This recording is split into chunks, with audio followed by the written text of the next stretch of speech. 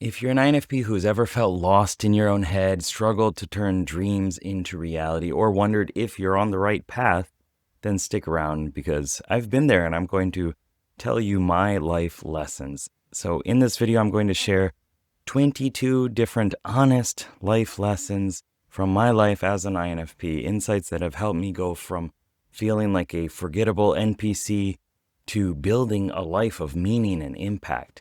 And these aren't just theories, they're actual lessons that I've learned the hard way that I want to share with you so you don't need to go through it as well.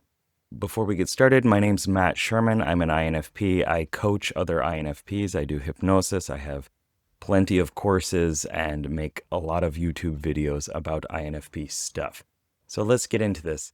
The first big lesson is one that hit me really hard, and it's when I realized that my idealistic dreams weren't building themselves. Have you ever felt like your life wasn't turning out the way that you'd imagined, despite your best intentions? I had been living in Japan for about 10 years at that time, and I had amazing adventures, and I genuinely believed that if I just kept having great experiences and being a good person, then my life would naturally turn out to be amazing. It was this sort of passive idealism that I had. But one day at a job interview as a video editor with a potentially life-changing connection, I had this sudden, sobering realization that I wasn't actually living the life that I had envisioned, nor was I even close. I looked back and I saw that I hadn't focused on building transferable skills or creating any tangible projects. My main project seemed to be just me. And while self-growth and self-development is awesome, I had nothing concrete to show for it. And that was the reason why I didn't get the editing job. He said, I just wish you had something to show for it, something that shows me how important this is to you. That feeling was a wake-up call. I decided to actively create my life. I consciously chose to stop playing so many games, to focus on something truly meaningful and committing myself to studying and creating something, anything, at least 3 times a week. And that was over 10 years ago now, and it changed everything. Don't just live life hoping that it turns out amazing. Actively build the amazing life that you want. And speaking of building a life aligned with your values, that brings us to the next tough lesson, which is about authenticity. Especially when your values are tested. What do you do when your morals are tested and there's pressure to compromise who you are? There was a time where I worked at a men's pub in Japan, and it's a place where customers paid you, or paid me, or us, to drink with them, and it constantly tested my understanding of my morals and self-concept. It felt like navigating a minefield of conflicting values. One night, the owner and her Yakuza support, or I guess maybe she was the support, I don't really know their connection. They came in, and I was the only one working. And the Yakuza guy wanted me to whip it out. And in a moment that felt both tense and absurd, I jokingly unzipped my pants and put my thumb through the zipper hole. He was not amused. He was upset, because from his perspective, I was proving that I didn't have what it took to work there. I wasn't willing to do anything for money and for a customer.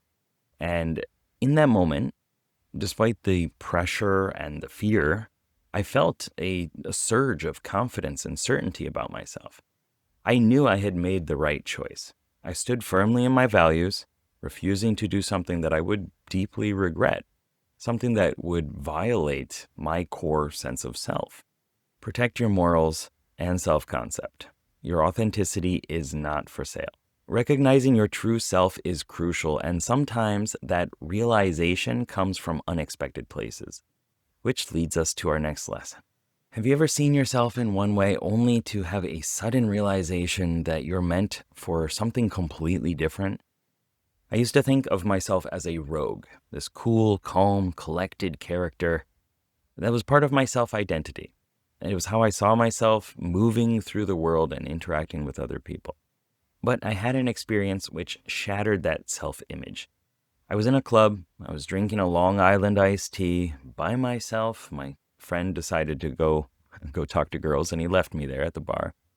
And I had some kind of reflection, I suppose, in my drink, looking in the glass, that led me to this moment of deep introspection. I saw myself in that reflection, and I wasn't satisfied. I realized that I wasn't the rogue that I thought of myself as. That cool exterior, that wasn't really my true character class. I had this profound realization that I was actually a healer, someone with the ability to help people. And this wasn't just a fleeting thought. It felt like a deep, undeniable truth about my nature and my purpose. And that realization set me on this path of transformation, essentially uprooting and changing my beliefs about myself, about the world, about who I was up until that point. It led me to learn new skills that were aligned with helping other people. I started taking different actions. I ultimately changed my environment to support this new understanding of myself and who I am. I've now personally coached over 100 INFPs and helped way more than that through my books, podcasts, YouTube, courses, community. Your true nature and ability to help others might be different and more powerful than you imagine. Understanding your true nature often involves understanding your inner world, including those sometimes difficult emotions. You ever feel like certain emotions, like anger, for example, are hidden or there's something that you should avoid? When I was trying to figure out my Enneagram type, I was torn between the 4, being a 4, the individualist, and a 9, the peacemaker. I delved into the descriptions. The 4s focus on identity and uniqueness. The 9s desire for peace and avoidance of conflict. And the key that unlocked my understanding that I was a 9 was when I started to honestly count how many times I felt anger and immediately repressed or suffocated that emotion.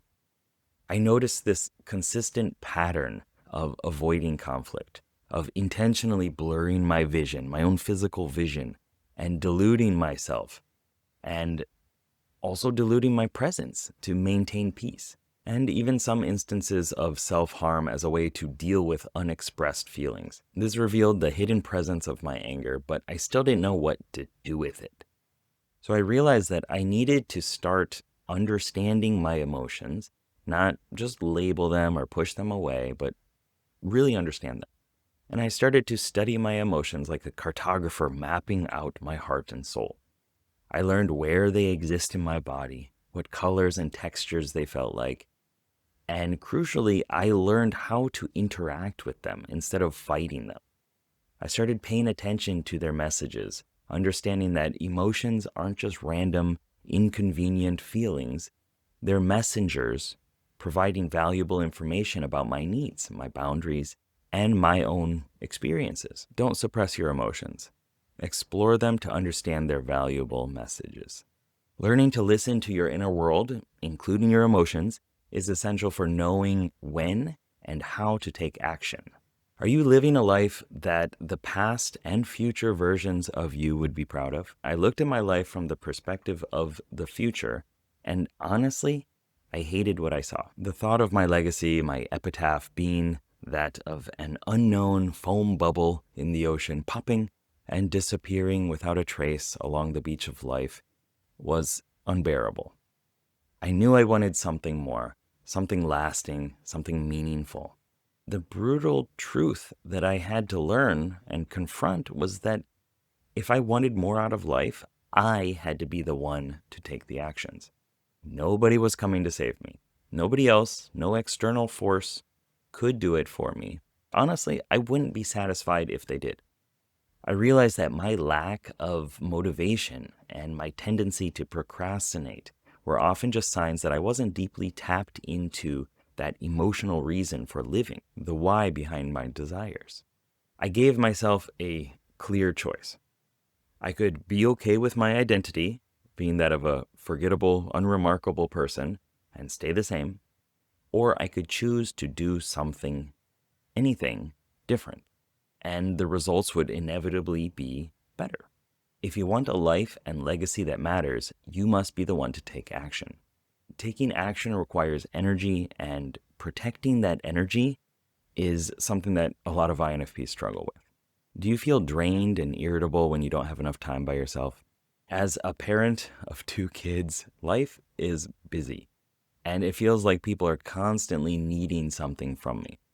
There's a constant demand for my time and my energy, and I used to struggle with this feeling guilty for needing space. But I learned a really important truth, and it's that you can't pour from empty cups. Learning about my personality type, especially as an introvert, showed me that time by myself is important. Me time. And doing it in my own way is not a luxury, it's not negotiable, it's a necessity. If I don't have that time to explore who I am and connect with my personal desires, my introverted feeling, FI, my soul, then I can become resentful, unhappy, and frankly, not a fun person to be around. Me time is essential for healthy we time. I've seen this mirrored in so many INFP coaching clients who were miserable because they weren't honoring their dominant function, introverted feeling, which is about their values, their soul, their conscience, their need for self-discovery. And making just a few subtle changes to prioritize that solo time made all the difference for both them and for me. Prioritize your solitude and self-discovery.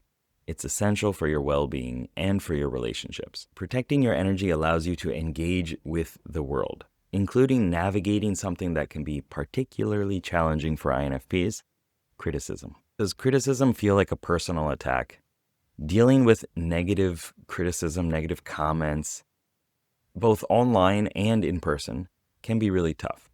People can be cruel and miserable, and sometimes they say some really mean things that feel like a direct hit to your core. I've received my fair share of criticism both in person and online, especially with past bosses. Initially, it stung. It felt like a judgment on me as a person. After engaging with some of those online commenters, I had a realization. More often than not, the harsh criticisms I received, especially online, came from people who were just simply not happy with themselves. Their negativity said more about them as a person and their internal state than it did about me. And in the same way, in dating, I learned that rejection wasn't a reflection of my inherent worth or my identity, but often my approach, or it could be the other person's preferences. I also learned to reframe negative thoughts and comments. Being told I'm slow from past bosses isn't necessarily a flaw. It just means I'm more thoughtful and patient and considerate. That I care about doing things right or better the first time. In other words, for the most part, criticism is not about you. It's about the process, the situation, or the other person's own stuff. Separate yourself from harsh criticism and look for positive critique. It usually reveals more about the giver than about you. Dealing with harsh criticisms and interactions with other people is necessary for connecting with people, which leads us to a lesson I learned in the dating scene. You probably find small talk exhausting and you struggle to connect with people on a deeper level, especially in loud environments. I dated a lot in Japan, and honestly, the dating scene felt like a chore. Starting with this fluff conversation and doing this little peacock dance just to eventually talk about something more important, some meaningful idea or topic, felt extremely exhausting. I knew I wanted to become someone, though, who could comfortably talk to whomever I wanted, but the initial hurdle of superficial conversation and failure felt draining. I realized that if I wanted to improve my ability to connect, then I needed to practice. By pushing myself to engage and practice, I met a lot of truly amazing people. I went out to the clubs every weekend, sometimes twice a weekend, for many, many years. And it was like an 8-hour session each time. And I learned a crucial lesson. Not every conversation has to be about some super deep philosophical topic right away. The breakthrough came when I shifted my focus from myself and my own desires, my own desire for depth of conversation, and, me, to being genuinely curious about the other person. When you become truly curious about someone, you can almost always find something interesting about them, regardless of the initial topic. The problem wasn't other people. It was my own selfish focus on my internal world that made it really hard to pay attention to what the other person was saying when I wasn't interested. Shift your focus from yourself to genuine curiosity about others to unlock deeper connection. Learning to connect with others is powerful, but it starts with a foundational connection to yourself. Have you ever felt fundamentally flawed or broken because you see the world and interact with the world in a different way? For a long time, I felt like there was something inherently off or wrong about me. The way I processed information, the way I made decisions, and experienced the world felt out of sync with other people. It's that feeling of being a misfit or not quite belonging. Learning about my INFP personality type was a profoundly emotional experience. It literally brought tears to my eyes. I remember hearing Antonia Dodge from Personality Hacker explain how I make decisions and how I perceive the world, and it opened up an instant, overwhelming understanding that I'm not broken. I just do things differently. Roughly 25% of the world's population is said to be intuitives. That means most of the world sees life different. And only 4.4% or so are INFPs. So that understanding showed me that everyone has a unique strength and struggles.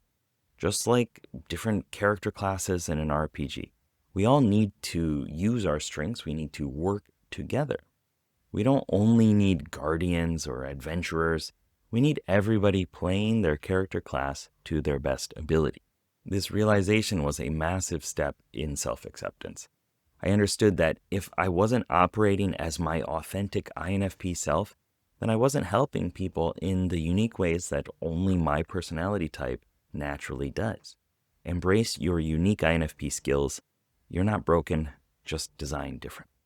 Embracing your unique design empowers you to confidently step out of your comfort zone, which leads to a major lesson I learned about change and uncertainty. Does the thought of stepping into the unknown fill you with fear?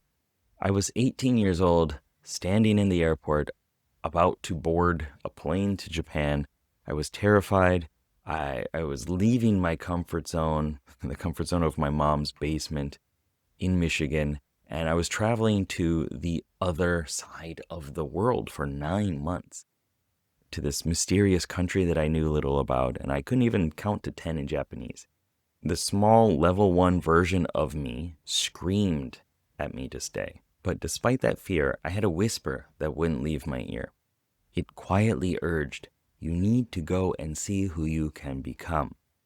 I didn't know it at the time, but that voice was my extroverted intuition, NE, my explorer part of myself, saying, just do it. Try something new. Fail marvelously. You'll be okay. I listened to that whisper, luckily, and I took the terrifying leap to Japan. I put myself in that new, uncomfortable situation, and I realized that that was really the only way to discover who I was and who I was capable of becoming.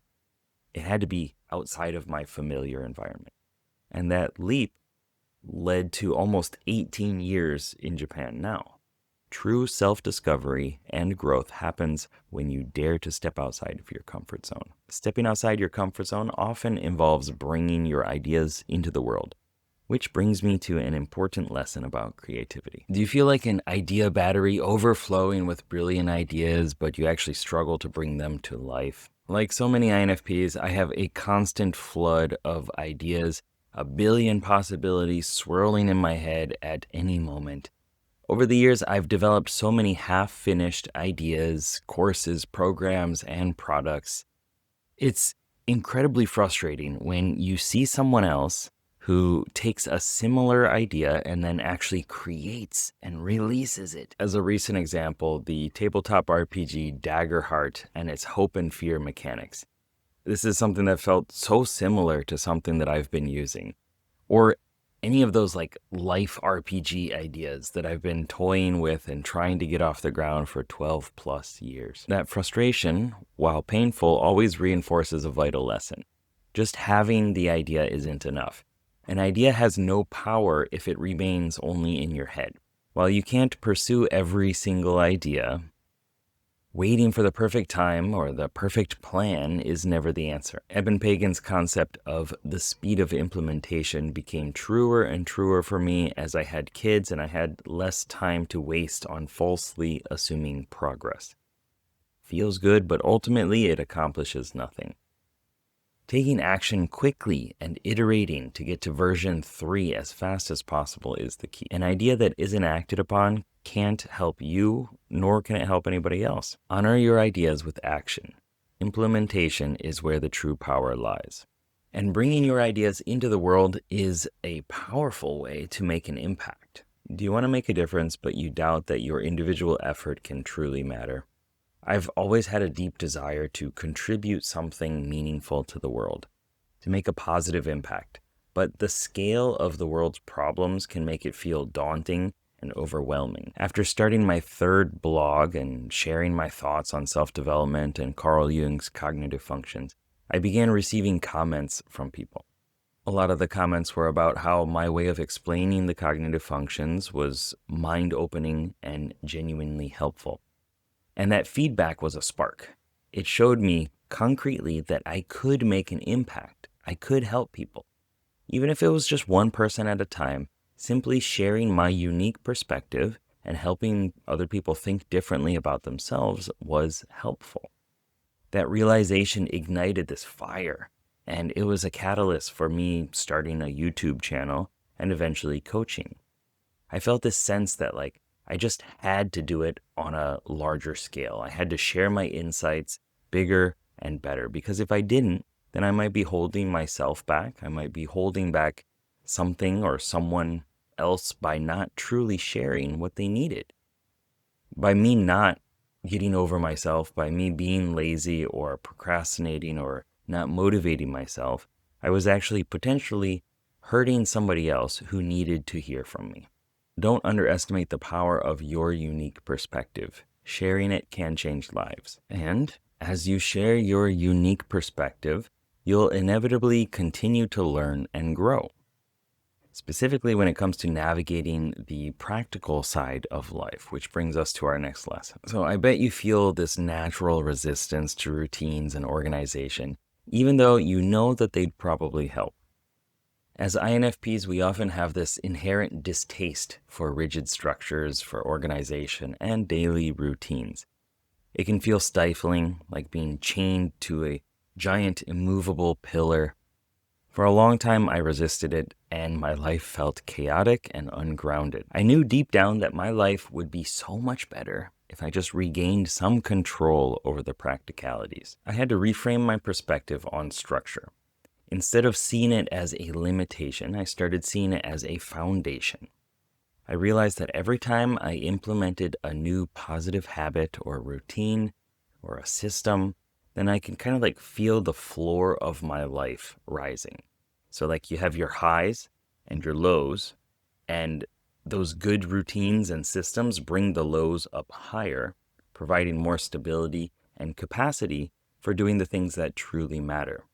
I even found a way of integrating less liked tasks, like washing dishes, pulling weeds, or doing some other housework, with activities that I love. Instead of just seeing them as chores, I started putting on educational videos or studying courses, things like that, while I did them. And this transformed these mundane tasks into valuable learning time. Embrace structure not as a restriction, but as a tool that creates freedom and improves your life. Building that foundation of structure helps manage the external world and stay on track when life's storms hit. Do you sometimes feel overwhelmed or constantly affected by other people's emotions? My wife follows the news and tells me these horrible stories all the time.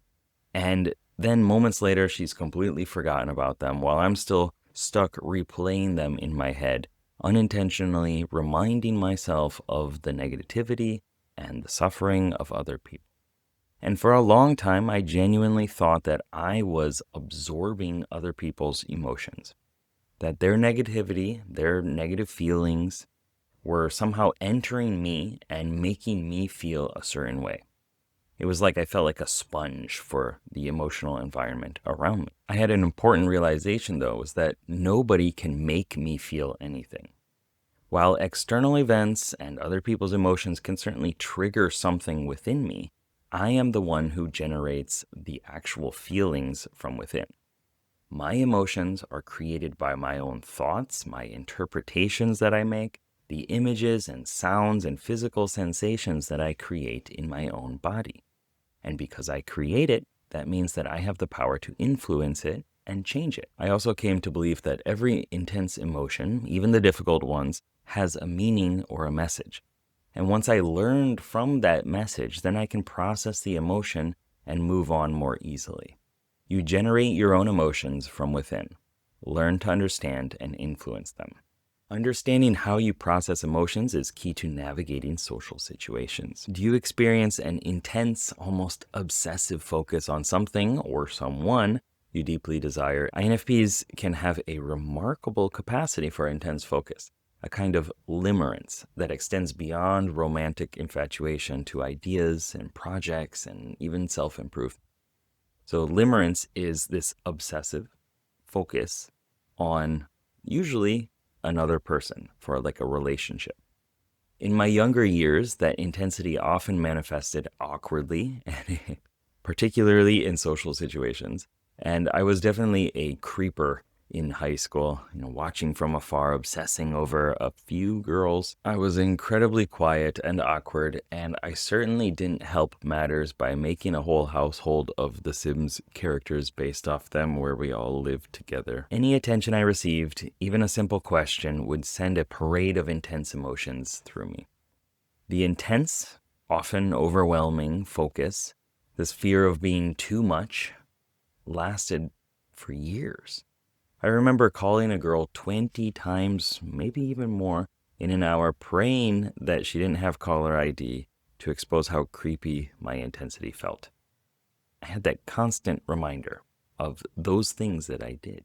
And I realized that this intense focus, while usually awkward in pre-relationships, was actually a powerful energy.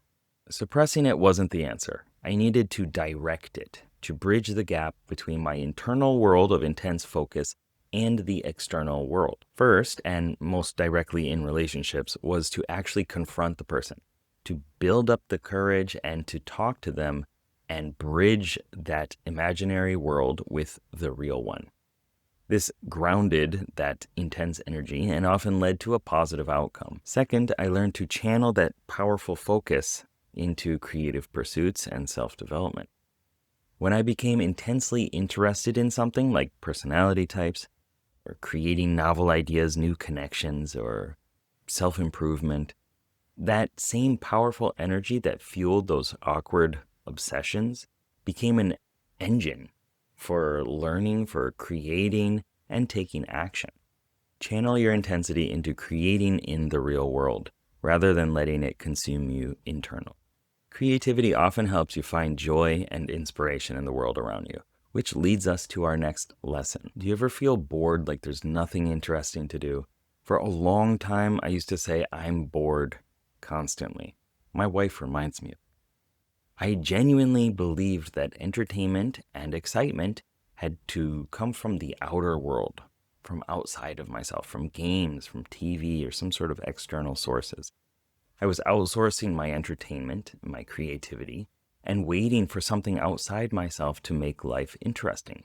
The breakthrough for me came when I stopped relying on external sources, other people, other stimulation outside of myself, and started creating more for myself.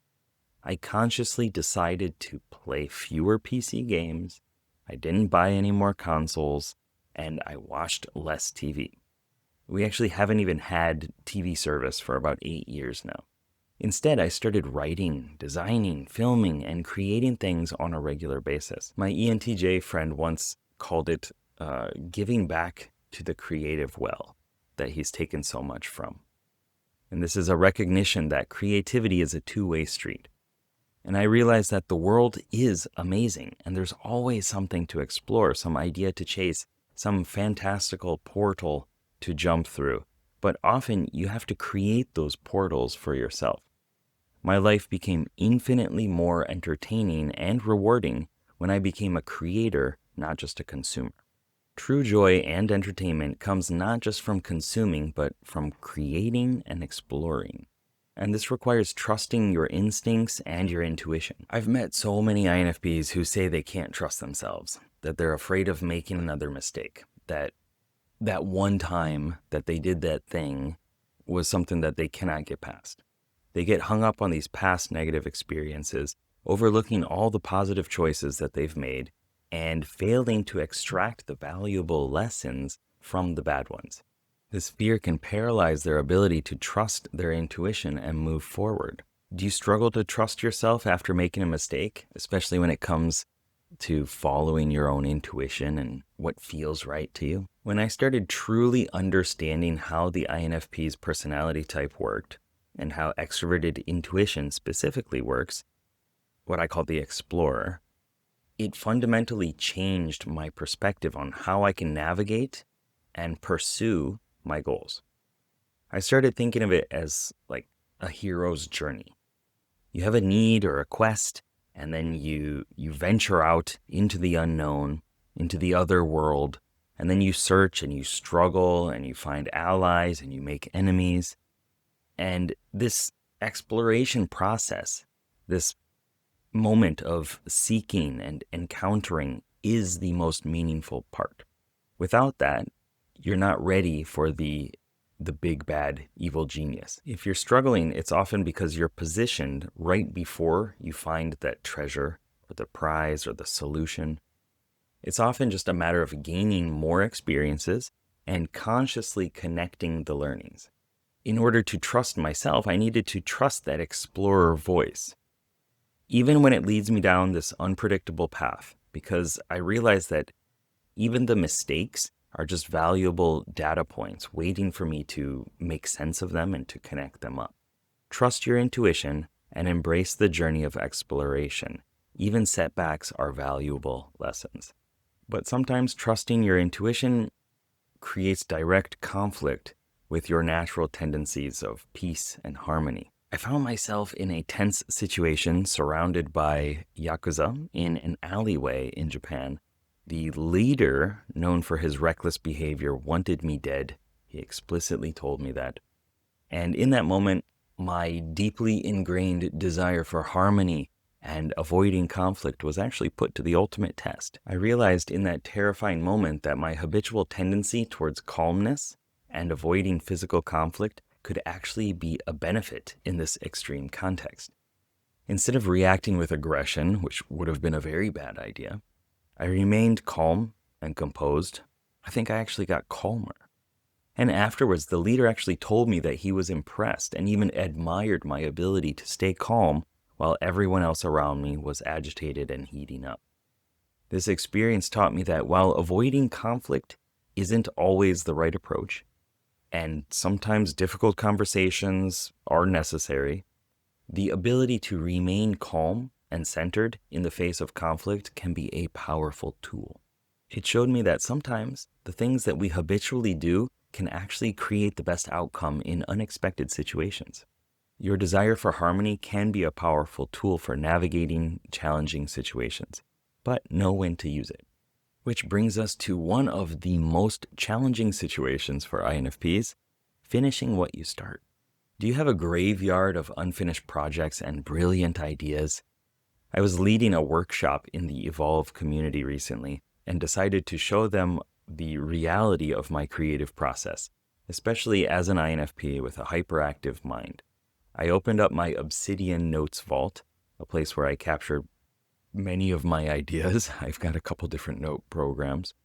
I captured those ideas there and I started scrolling, and their jaws dropped as I scrolled through lists and lists of video ideas, half-finished courses, book outlines, projects that I had started but never finished, or in some cases never even truly began. It's a common INFP struggle. That excitement of new ideas often overshadows the commitment and the focus on completing older ones.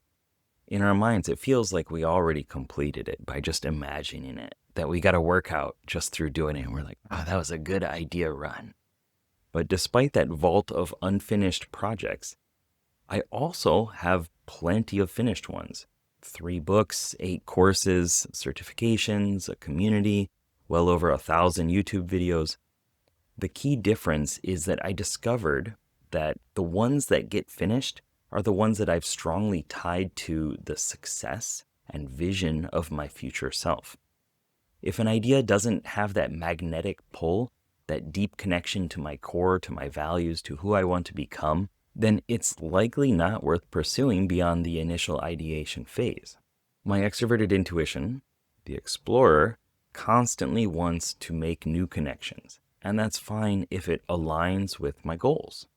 But if not, then that idea needs to be given a sandbox to play in, a place for exploration without the pressure of completion.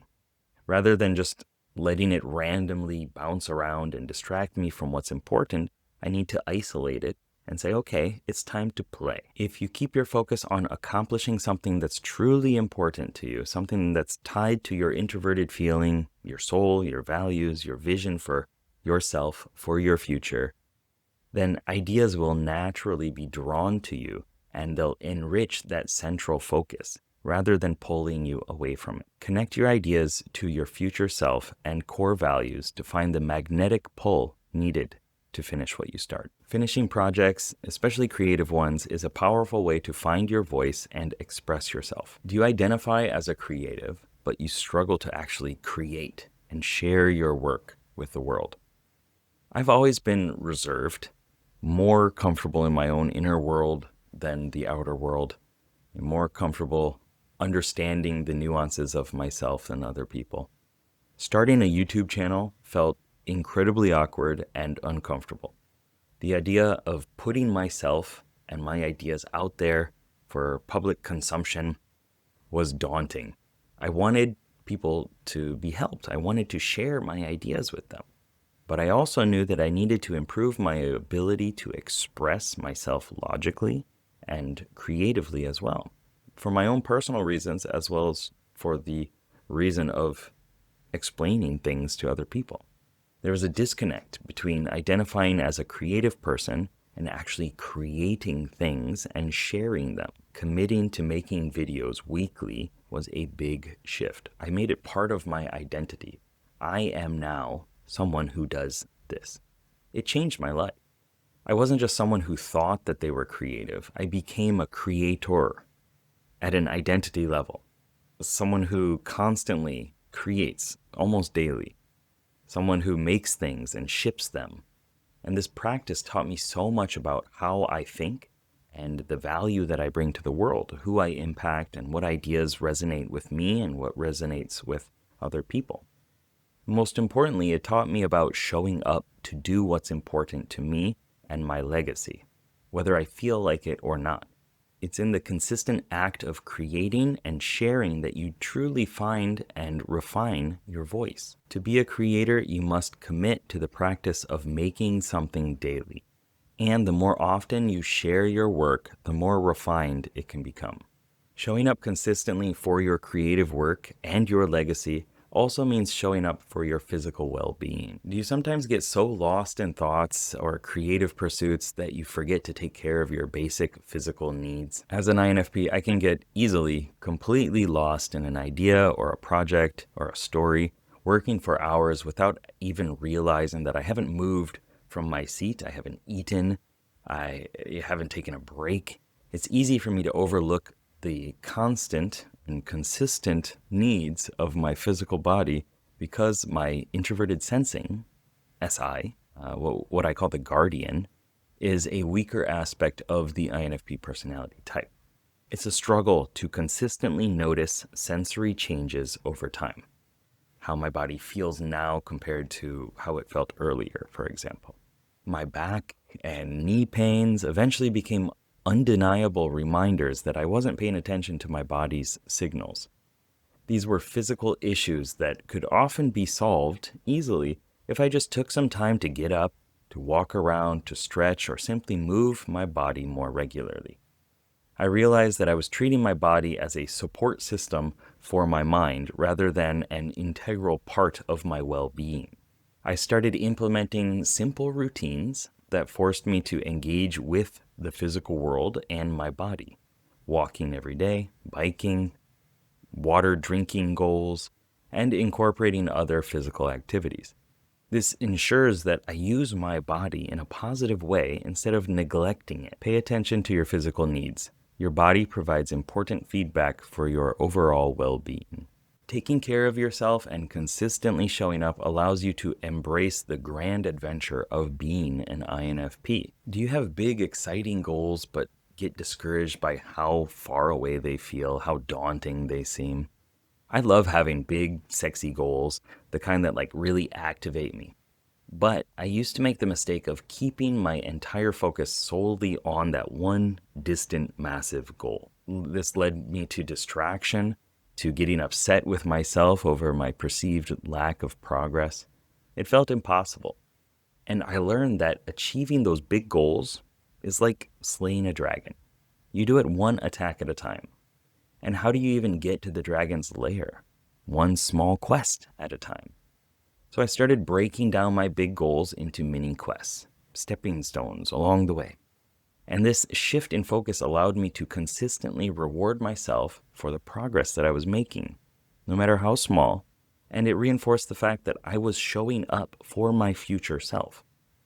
It's not about ignoring the destination, but about finding joy and meaning in those steps along the journey itself. And each time you complete a mini quest, you get XP, you get experience points, and that builds more momentum towards the ultimate goal. Break down your big goals into mini quests and embrace the journey of consistent progress. So there's something really important that I didn't fully cover in this video, something that ties all of these lessons together. It's essential, it's necessary for you to actually live these lessons as an INFP, not just learn about it. If you want to go beyond the lessons and discover how to truly implement these insights and connect with a community of INFPs who are on the same path as you, then click the link in the description to join my mailing list of over 5,000 other INFPs. I'll see you there.